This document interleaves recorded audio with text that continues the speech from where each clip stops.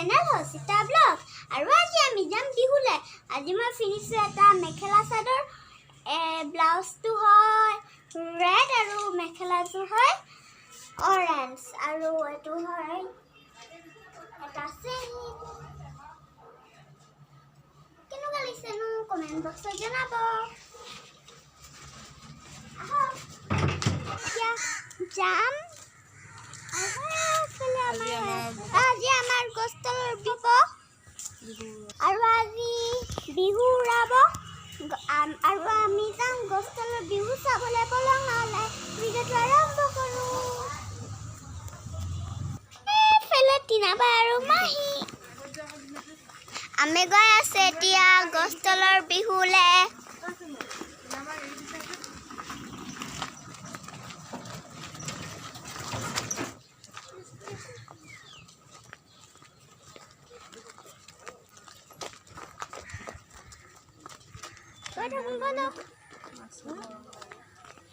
এতিয়া অকণমান স্পীড কৰি দিছোঁ।